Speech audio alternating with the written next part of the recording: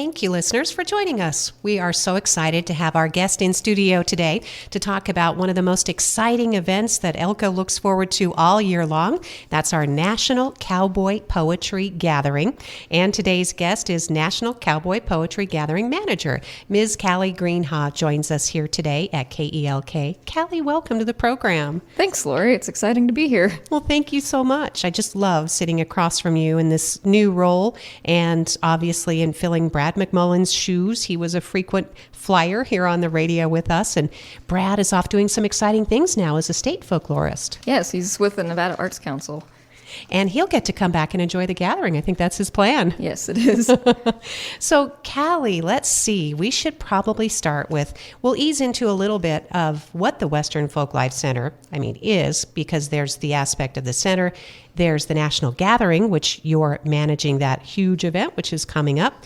And then there are a lot of significant roles that the National Center plays within the community, including archiving all this material. So, first of all, I guess the Folklife Center's been around now for almost 40 years. Yes.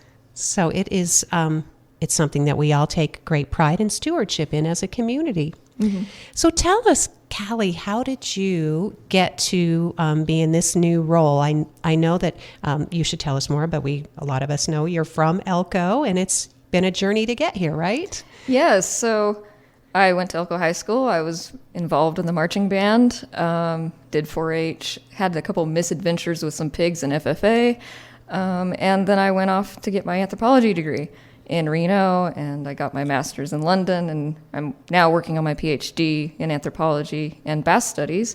But yeah, my journey with the gathering started when I was really young. I went to almost all the gatherings with my parents. We've made some lifelong friends through the gathering that come back every year. And it was always one of these events that it was just really cool. Like, I enjoyed going every year. It really captured my interest in storytelling and performance, which are areas that I focus on in anthropology. So I can credit the gathering to maybe inspiring me to become an anthropologist. And I guess, so I always had this interest in the event, but one of these defining moments when I look back on is when I was an undergrad. I came back and I was working in Cowboy Joe on my anthropology work, and Meg Glazier walked into Cowboy Joe and saw on my computer screen what I was working on, and she's like, "Oh, you must be an anthropologist. You should come and work at the Folklife Center." And at this time, I was in no position to be working. I was trying to complete my degree. But that kind of stuck with me. And so when I saw the job opening, and I think it was July, I that kind of flashed back to that conversation, and I'm like, oh, this would be so cool. Like, I love going to this event, and actually being a part of it on the other side would be really fun. And so I applied, and here I am. Oh, and to all of our benefit and delight, Callie, certainly the role that your parents played in this, and that we as a community, we're really proud of that, to have the fact that you've returned home when sounds to me like you could choose to go almost anywhere in the country if you wanted to, or in the world, frankly.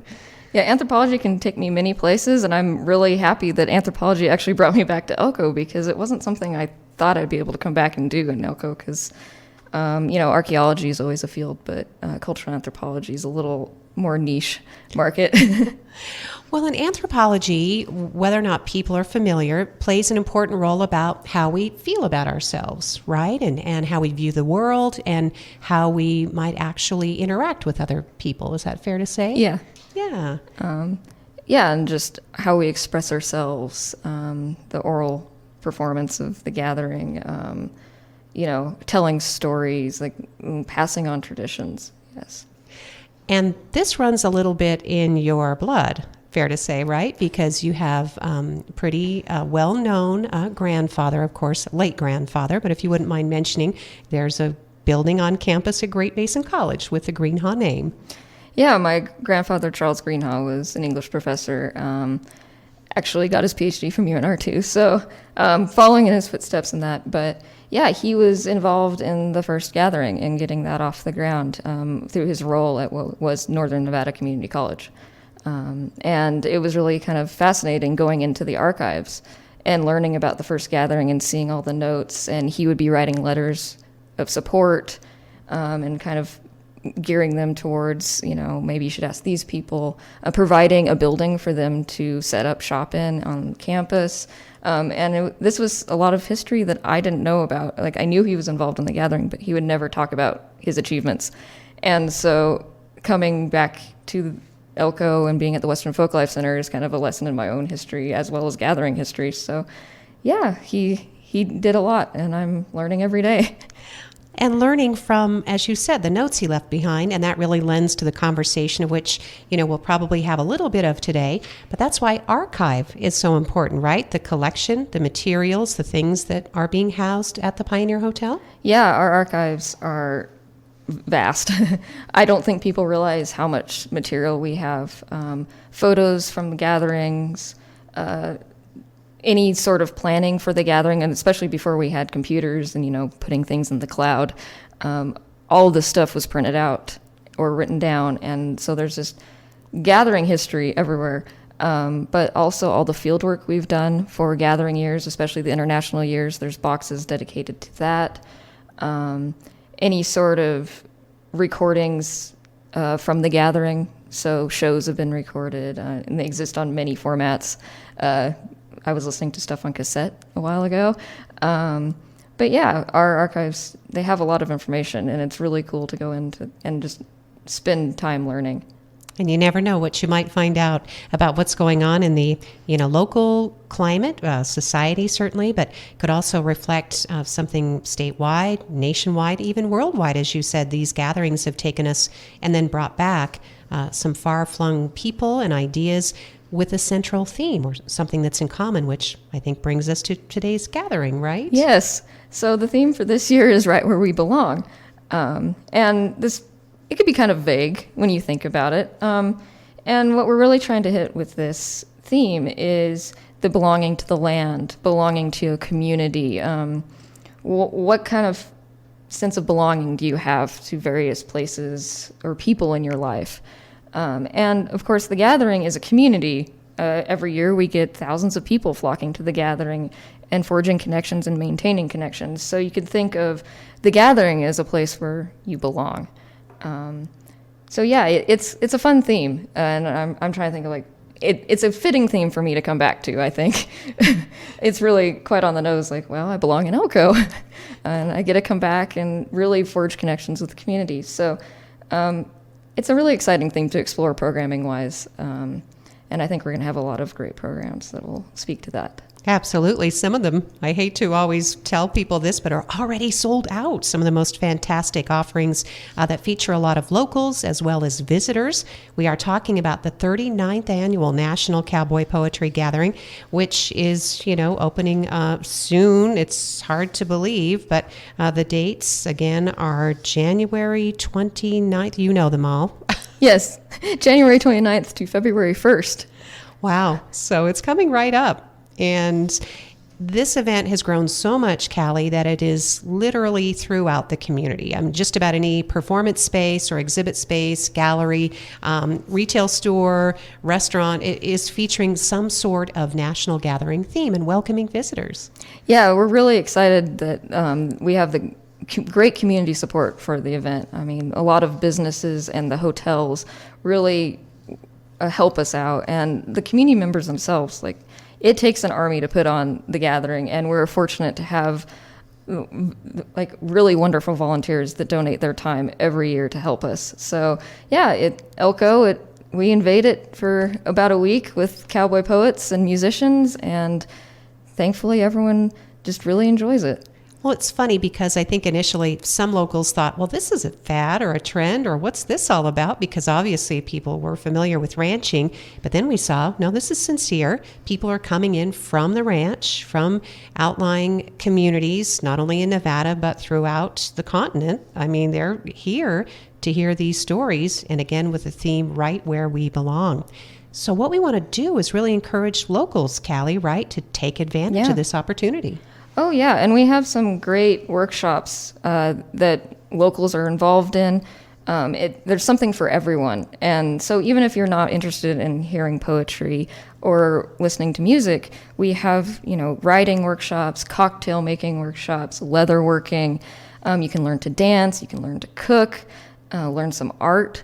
It's really fantastic. And if you are wanting to go to the gathering and haven't really been before, we do have some ticketed shows early week, Monday, Tuesday, that would kind of be good to kind of test the waters.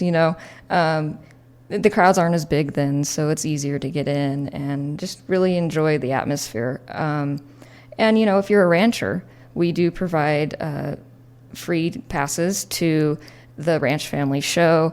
And if you talk to our ticket office, you can even get like free day passes. And I guess I should say what a day pass gets you.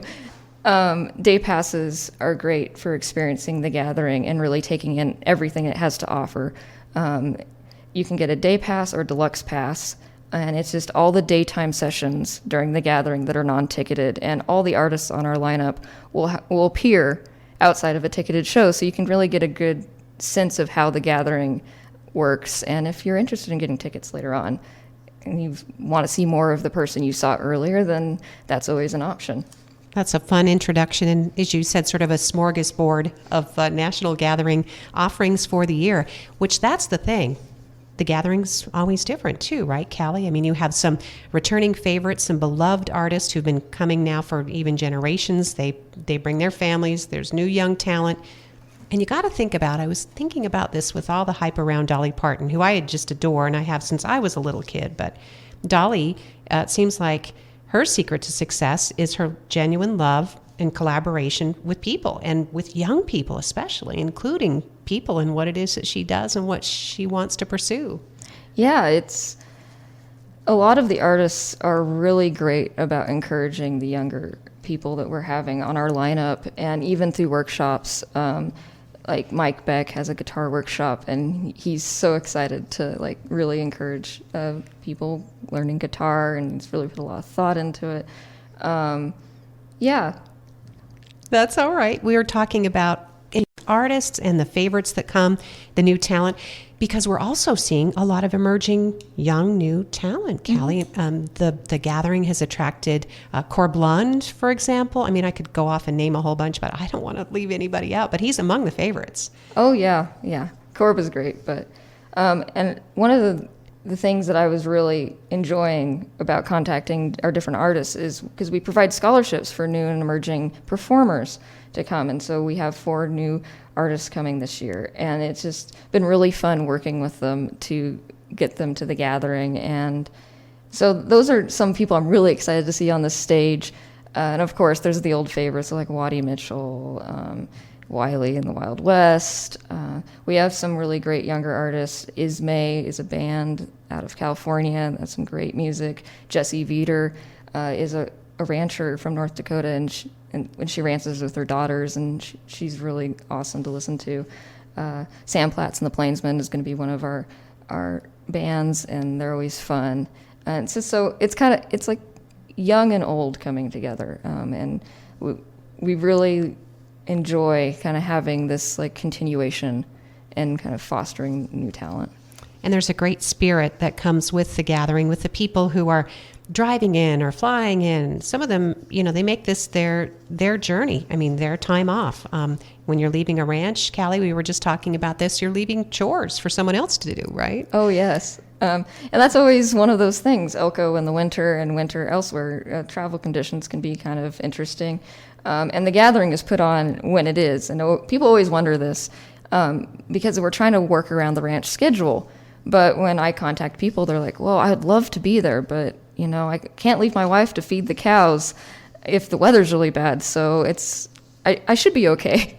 But if not, and so it's always really kind of interesting to have that consideration when you're planning events. And, all our artists are working on the land in some capacity. So it's really important to make sure that it's a time that they can come and, accommodate their ranch lifestyle. We've had performers, and probably will have again this year, Callie, from Canada. They've come from Argentina. They've come from Mongolia. I mean, it's incredible. And especially now that we're really ramping up after the pandemic, because I know that was hard on a lot of people. Yeah. Yeah. And a lot of people in their comments are like, oh, I'm so glad you're still doing this, because at the pandemic, we're kind of worried But no, we're going on. But yeah, we have a lot of Canadians coming this year. We have people from Florida, from Louisiana, all over the United States. So they bring their music, their stories, their songs. They're encouraging others to write because, again, it really is collecting, the observations from around you, the places you live. I guess if there was one thing that was good about the pandemic too, Callie, and I experienced this, it was kind of fun to look at people online when you did a virtual gathering to see where it is they're creating and coming from, literally. Yeah, that was really fun to see that. Because we always see them on the stage in Elko or think of them as this performer in our mind. But to see them situated within their context and seeing the reality and what is inspiring their music or their poetry is always really cool. So yeah, pandemic had its upsides. Yeah. We're talking with Callie Greenhaw. She is the National Cowboy Poetry Gathering Manager right here in Elko. And of course, our event is nearly upon us. It's hard to believe, but there are still tickets available for wonderful performances. We should mention, Callie, the best way to get those tickets. People often like to go in person. You can mosey into the Pioneer Hotel if you want to get them there, right? Yeah, you can walk in and we can certainly help you buy tickets. On our website, nationalcowboypoetrygathering.org, there is a ticket tab and you can purchase them online. You can phone in your orders.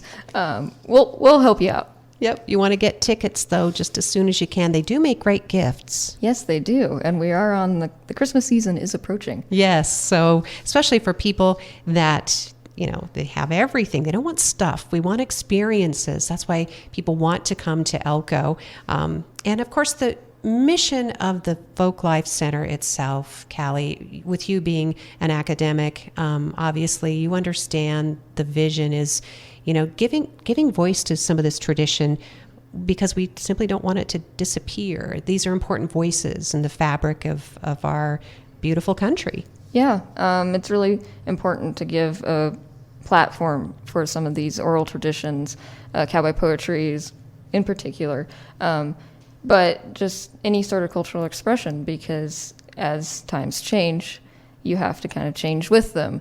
And so if we can, as an event, continue and to help promote this type of oral tradition and storytelling, it's really wonderful. If without some sort of platform or place to perform, you kind of fear that it will disappear. I'm glad you mentioned that, Callie, because not only history, we're not just looking over our shoulder, but, the vision is firmly through the windshield. This connection, the American West to the rest of the world, we really have a lot to gain. By sharing this and encouraging people to go on through some really tough times. Yeah, and I think one of the great things about the gathering is some of our audience isn't based in agriculture or in the American West, so they may not be familiar. Anything they see is maybe in a movie, which may not necessarily be accurate, but some of our attendees are really exposed to the trials and tribulations of working on a ranch and, working in agriculture, livestock. And so it's an important service, I think, is really highlighting some of those issues and celebrating some of the accomplishments because without them, where would we be? And Callie, celebrating too the relationships that we have, right? Not only in our communities, but with nature and with animals. There's some beautiful stories, right, of the horses and the dogs and all the other critters.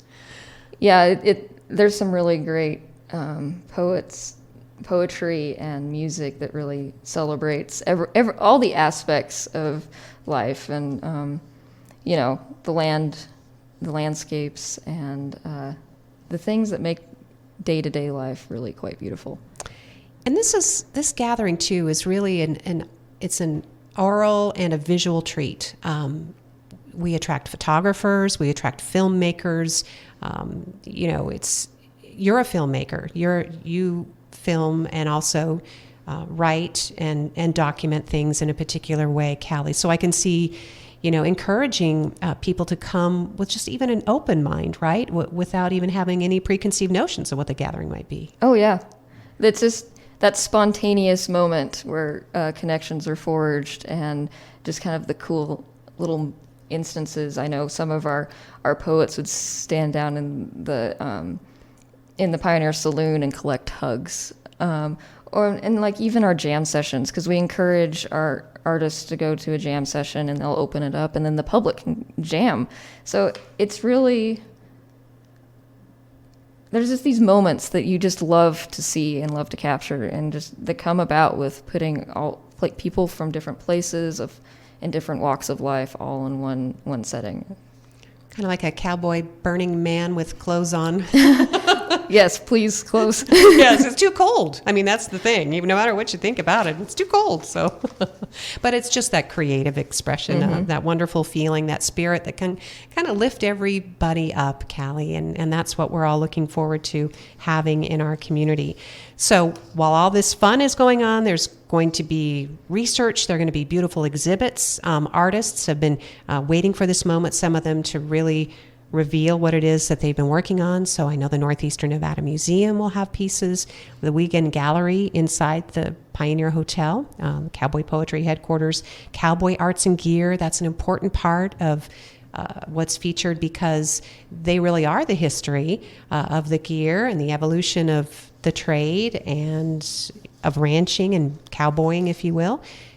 But then the Folklife Center actually can be that contemporary voice and view too, right? Yeah, we're really want to respect the traditions, but also kind of help it go forward. Nudge it, yeah. And so, like in our gallery for the exhibit this year, we're going to have a photographer who does really great work on like contemporary, like ranching and kind of Western life. Our poster artist Teal Blake will have some pieces, and our gear makers.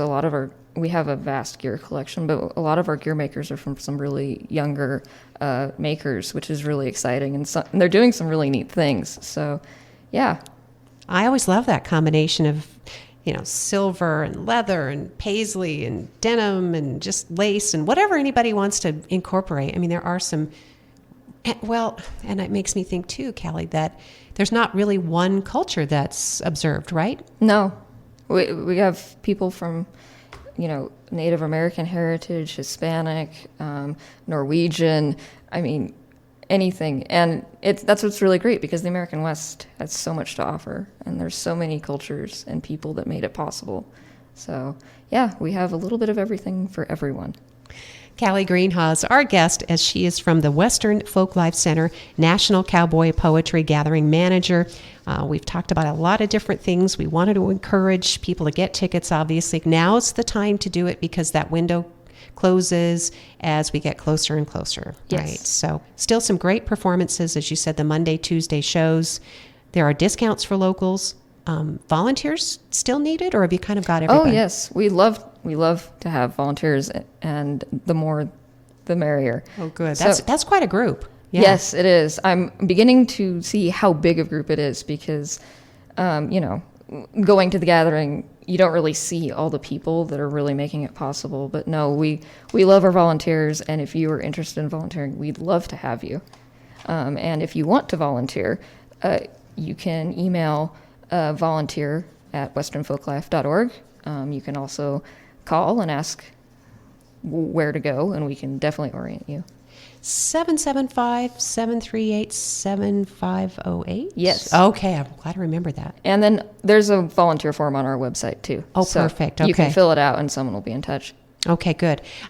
Being a member of the Western Folklife Center gets you discounts in the wonderful gift shop. You got to go see Cynthia. She's outstanding. Well, it says everybody who works there, but I happen to go in also on Saturdays. Ken. Don't forget Ken. I won't forget you, Ken. But you had the good sense to hire Cynthia, so yes, I mostly see her on the weekends.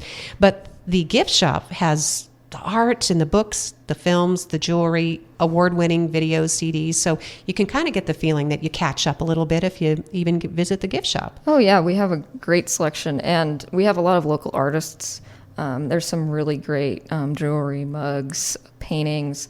So, yeah, and it is the Christmas season. So, we're fully stocked and ready. We just finished decorating, so it looks like Christmas has arrived. So definitely come and say hi to Ken or Cynthia. Yeah, and you can't go wrong with a gift there. I got some stuff, Shop Small Saturday, planning to go back again. They're participating, meaning, and I like to say but our Folk Life Center, the Western Folk Life Center, of which we're all great stewards of, participating in the chamber shop and win. So for every $25 you spend, you get a coupon, and you could win like hundreds, if not $1,000 in chamber checks. So that's cool. Yes, it is. Yeah, that's going on right now too.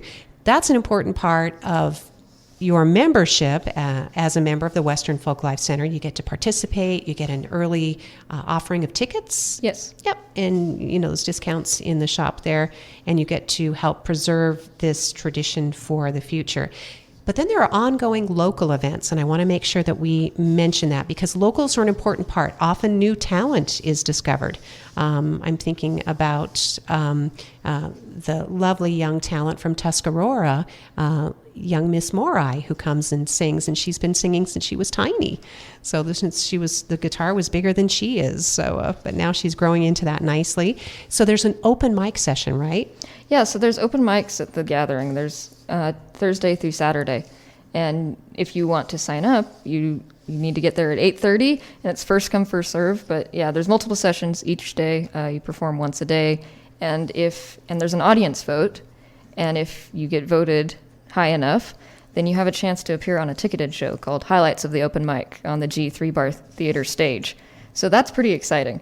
So, and we do discover a lot of our talent through the open mics. So if you have a poem or a piece of music that you want to perform, and it can be your own or already written, please come join us. Wow, come and share and maybe be discovered. If nothing else, you're sharing something of yourself, and that takes courage and it takes heart, and we need more of that these days, don't we, Callie? Yes. So what a great platform for helping to preserve what we do and helping to express who we are. It is the Western Folk Life Center National Cowboy Poetry Gathering, which is fast approaching. There are also, you have musicians who entertain, and there are local music jams. Here's my piece of paper. I wanted to make sure we mentioned that, Callie, because because that's you have Southwind and you have Jam On events also coming up even during this month. Yeah. So Jam On is it's kind of led by Southwind, but just bring your instrument and hang out, and the bar is open. And even if you don't want to participate in the jam, people just come and hang out and have a good time. And then Southwind always has a concert. This month is the holiday special concert.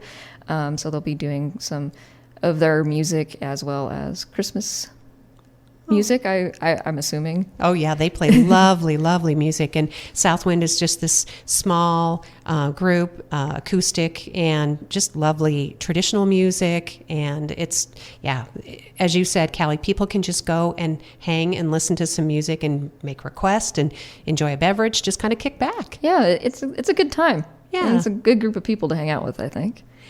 Well, the Pioneer Hotel itself, it's a landmark. It's a great place to visit. The gallery is beautiful. The gift shop is well stocked, super friendly.